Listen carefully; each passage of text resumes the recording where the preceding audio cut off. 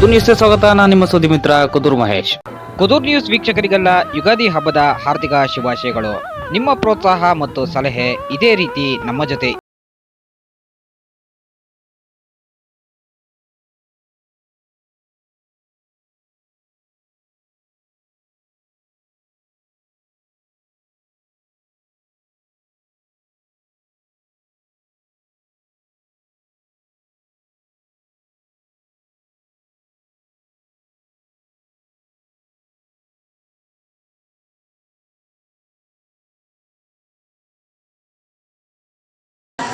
ಎಲ್ಲ ಭಕ್ತಾದಿಗಳಿಗೆ ಮತ್ತು ನಾಡಿನ ಜನತೆಗೆ ನೂತನ ಚಾಂದ್ರಮಾನ ಯುಗಾದಿ ಶುಭಕೃತು ನಾಮದ ಸಂವತ್ಸರದ ಶುಭಾಶಯವನ್ನು ತಿಳಿಸ್ತಾ, ನಮ್ಮ ಹಿಂದೂಗಳಿಗೆ ಯುಗಾದಿ ಹಬ್ಬ ಹೊಸ ವರ್ಷದ ಆರಂಭದ ದಿವಸವಾಗುತ್ತೆ. ಇದು ಪ್ರಕೃತಿಯಲ್ಲೂ ಕೂಡ ಹೊಸದಾಗಿ ಎಲ್ಲ ಚಿಗುರೊಡೆದು ನವಚೈತನ್ಯವನ್ನು ಕೊಡುವಂತಹ ಒಂದು ದಿವಸವಾಗಿರುತ್ತೆ. ವಸಂತ ಋತುವಿನ ಆಗಮನವಾಗುತ್ತೆ. ಅಲ್ಲದೆ ಕೊನೆಯ ಮಳೆಯಾದಂತಹ ರೇವತಿ ಮಳೆ ನಡೀತಾ ಇರುತ್ತೆ.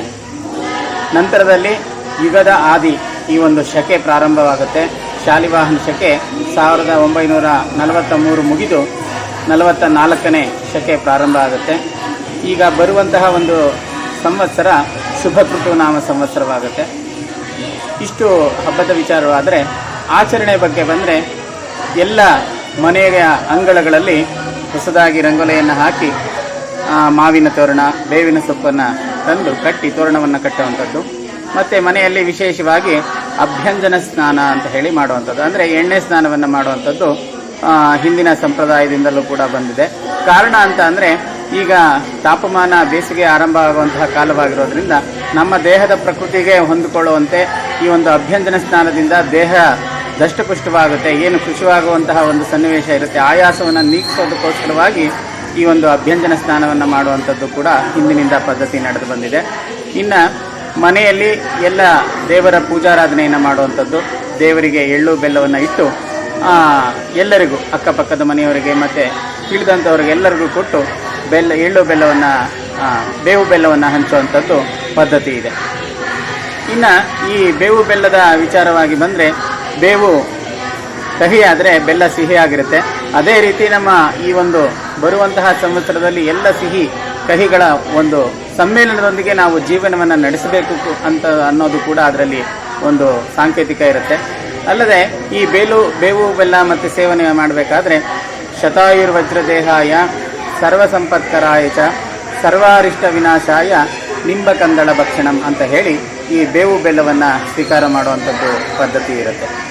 ಮತ್ತು ಇನ್ನು ಪಂಚಾಂಗದ ಪೂಜಾರಾಧನೆ, ಪಂಚಾಂಗದ ಶ್ರವಣ, ಇಷ್ಟು ಹಬ್ಬದ ವಿಚಾರವಾಗಿ ನಡೆಯುತ್ತೆ. ಮತ್ತು ಸಾಮಾನ್ಯವಾಗಿ ಎಲ್ಲ ಕಡೆಯಲ್ಲೂ ಕೂಡ ಒಬ್ಬಟ್ಟಿನ ಅಡುಗೆಯನ್ನು ಮಾಡಿಕೊಂಡು ಎಲ್ಲರೂ ಬಂಧುಗಳೊಂದೊಡಗೂಡಿ, ಹೊರಗಡೆ ಇರುವಂತಹ ಮನೆಯ ಎಲ್ಲ ಸದಸ್ಯರು ಕೂಡ ಆ ದಿವಸ ಮನೆಗೆ ಬಂದು ಆ ಹಬ್ಬದ ಆಚರಣೆಯನ್ನು ಮಾಡುವಂಥದ್ದು ಈ ಒಂದು ಹಬ್ಬದ ವಿಚಾರ. ಹಬ್ಬದ ನಂತರದಲ್ಲಿ ಬರುವಂತಹ ಪಾಡ್ಯ ಮತ್ತು ಬಿದಿಗೆ ಚಂದ್ರನ ದರ್ಶನವನ್ನು ವಿಶೇಷವಾಗಿ ಶಾಸ್ತ್ರದಲ್ಲಿ ಹೇಳುವಂಥದ್ದು. ಕಾರಣ ಏನಪ್ಪ ಅಂದರೆ, ಚಂದ್ರ ವೃದ್ಧಿಯಾಗುವಂತಹ ಒಂದು ಸಂಕೇತ ಅಲ್ಲಿ ಆರಂಭ ಪಾಡ್ಯದಿಂದ ಶುರುವಾಗೋದಿಲ್ಲ, ಬಿದಿಗೆಯಿಂದ ಪ್ರಾರಂಭ ಆಗುತ್ತೆ. ಆ ಚಂದ್ರನ ದರ್ಶನದಲ್ಲಿ ಆ ಚಂದ್ರನ ಅರ್ಧಾಕಾರ ಏನು ತೋರಿಸುತ್ತೆ, ಆ ಅರ್ಧ ಭಾಗ ಯಾವ ಕಡೆ ಏರಿದೆ, ಯಾವ ಕಡೆ ಕೆಳಗಿದೆ ಅನ್ನೋದನ್ನು ಸೂಚಿಸಿ ಕೆಲವೊಂದು ಹಿರಿಯರು, ಹಿಂದೆ ಮೂಢನಂಬಿಕೆ ಆದರೂ ಕೂಡ ಈ ವರ್ಷ ವ್ಯಾಪಾರ ಆಗುತ್ತೆ, ಮಳೆ ಬೆಳೆ ಚೆನ್ನಾಗಾಗುತ್ತೆ ಅನ್ನೋವಂತಹ ಒಂದು ಸಾಂಕೇತಿಕವನ್ನು ಅವರು ಹಿಂದಿನಿಂದಲೂ ನಡೆಸ್ಕೊಂಡು ಬಂದಿದ್ರು. ಆ ಬಿದಿಗೆ ಚಂದ್ರನ ದರ್ಶನ ಈ ಒಂದು ಸಂವತ್ಸರದಲ್ಲಿ ನಮಗೆ ಒಳ್ಳೆ ಫಲವನ್ನು ಕೊಡುವಂಥದ್ದು ಒಂದು ಶುಭ ಸಂಕೇತವಾಗುತ್ತೆ.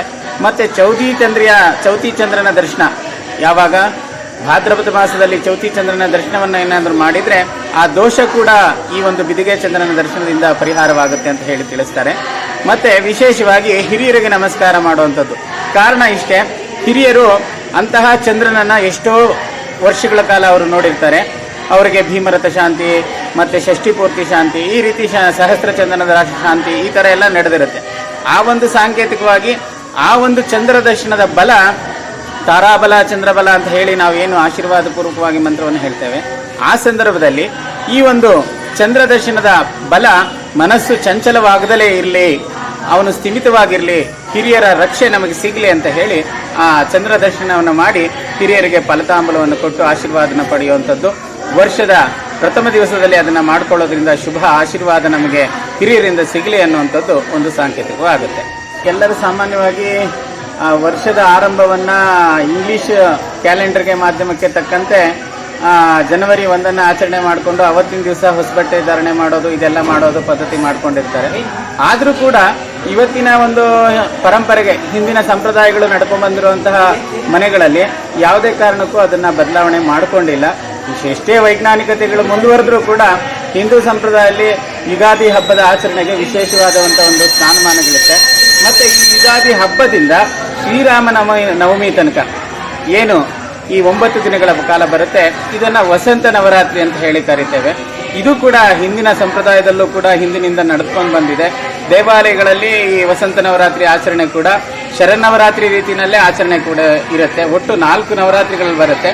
ಅದರಲ್ಲಿ ಈಗ ಬರುವಂಥದ್ದು ಶ್ರೀರಾಮನವಮಿ ತನಕ, ಯುಗಾದಿ ಹಬ್ಬದಿಂದ ಶ್ರೀರಾಮನವಮಿ ತನಕ ಬರುವಂಥದ್ದು ವಸಂತ ನವರಾತ್ರಿ ಆಗುತ್ತೆ. ವಸಂತ ನವರಾತ್ರಿಗೆ ಈ ಒಂದು ಪೂಜೆಯಲ್ಲಿ ಕೆಲವೊಂದು ದೇವಾಲಯಗಳಲ್ಲಿ ಸಾಂಕೇತಿಕವಾಗಿ ಪೂಜೆಗಳು ನಡೆಯುತ್ತೆ. ದೇವಿ ದೇವಸ್ಥಾನಗಳಲ್ಲಿ ವಿಶೇಷವಾಗಿ ಪೂಜೆಗಳು ನಡೆಯುತ್ತೆ. ವೈಜ್ಞಾನಿಕತೆ ಎಷ್ಟೇ ಮುಂದುವರೆದ್ರೂ ಹಬ್ಬ ಹರಿದಿನದ ಆಚರಣೆಯಲ್ಲಿ ಹಿಂದೂ ಸಂಪ್ರದಾಯ ಮತ್ತು ಹಿಂದೂಗಳು ಯಾವುದೇ ಕಾರಣಕ್ಕೂ ಅದನ್ನು ಬಿಟ್ಕೊಡೋದಕ್ಕೆ ತಯಾರಿಲ್ಲ ಅನ್ನೋದನ್ನು ಈ ಒಂದು ಹಬ್ಬದ ಆಚರಣೆ ನಮಗೆಲ್ಲ ಕಡೆನೂ ಆ ಸಾಂಕೇತಿಕ ಮತ್ತು ಹಬ್ಬ ಹರಿದಿನ ದಿವಸದಲ್ಲಿ ದೇವಾಲಯಕ್ಕೆ ತೆರಳುವಂಥದ್ದು, ಇದರಿಂದನೇ ನಮಗೆ ಎಷ್ಟೇ ವೈಜ್ಞಾನಿಕತೆ ಮುಂದುವರೆದ್ರೂ ಸಂಪ್ರದಾಯವನ್ನು ನಮ್ಮ ಹಿಂದೂ ಪರಂಪರೆಯಲ್ಲಿ ಬಿಟ್ಕೊಡೋದಿಲ್ಲ ಅನ್ನೋದು ಪ್ರತ್ಯಕ್ಷವಾಗಿ ಹೇಳ್ಬೋದಾಗಿದೆ. ವರ್ಷದ ಆರಂಭವಾಗಿ ಹೇಳಬೇಕಂದ್ರೆ ಈ ಒಂದು ಸಂವತ್ಸರದಲ್ಲಿ ಶನಿವಾರ ಯುಕ್ತವಾಗಿ ಸ್ವಾಮಿ ಅಂದರೆ ಶನಿವಾರದಲ್ಲಿ ಈ ಒಂದು ಸಂವತ್ಸರ ಆರಂಭ ಆಗೋದ್ರಿಂದ ಶನೇಶ್ವರ ರಾಜನಾಗಿರ್ತಾನೆ. ಹಾಗಾಗಿ ಈ ಒಂದು ಸಂವತ್ಸರದಲ್ಲಿ ವಿಶೇಷವಾಗಿ ಶನೇಶ್ವರ ಸ್ವಾಮಿಯ ಪ್ರಾರ್ಥನೆ, ಶಿವನ ಪ್ರಾರ್ಥನೆಯನ್ನು ಮಾಡಿಕೊಳ್ಳಿ ಮತ್ತು ಅರಳಿ ಮರ ಪ್ರದಕ್ಷಿಣೆಯನ್ನು ಹಾಕಿ ಇದನ್ನು ಮಾಡಿಕೊಂಡು ಏಪ್ರಿಲ್ 12ಕ್ಕೆ ರಾಹುಕೇತುಗಳು ಗ್ರಹದಲ್ಲಿ ಸಂಚಾರ ಬದಲಾವಣೆ ಆಗುತ್ತೆ. ವೃಷಭ ರಾಶಿಯನ್ನು ತೊರೆದು ಮೇಷರಾಶಿಗೆ ರಾಹು ಬದಲಾವಣೆ ಆದರೆ ವೃಶ್ಚಿಕ ರಾಶಿಗೆಯಿಂದ ಕೇತು ತುಲಾ ರಾಶಿಗೆ ಬರ್ತಾನೆ. ಇನ್ನು ಏಪ್ರಿಲ್ 13ರಿಂದ ಗುರು ಕೂಡ ತನ್ನ ಸಂಚಾರವನ್ನು ಬದಲಾಯಿಸ್ತಾನೆ. ತನ್ನ ಕುಂಭರಾಶಿಯಿಂದ ತನ್ನ ಸ್ವಕ್ಷೇತ್ರವಾದಂತಹ ಮೀನರಾಶಿಗೆ ಪ್ರವೇಶ ಮಾಡ್ತಾನೆ. ಈ ದಿನದಿಂದ ಕೆಲವರಿಗೆ ಗುರುಬಲ ಅನ್ನೋದು ಇರೋದಿಲ್ಲ. ಆ ಯಾರು ಗುರುಬಲ ಇರೋದಿಲ್ಲ ಅವರು ಗುರುನ ಆರಾಧನೆಯನ್ನು ಮಾಡಿಕೊಂಡು ಗುರುವಿನ ಒಂದು ಕೃಪೆಗೆ ಪಾತ್ರ ಆಗಬೇಕಾಗುವಂತ ಹೇಳಿ ಎಲ್ಲರಿಗೂ ಈ ಒಂದು ಶುಭ ಸಂದೇಶವನ್ನು ತಿಳಿಸ್ತೇನೆ. ನಮಸ್ಕಾರ.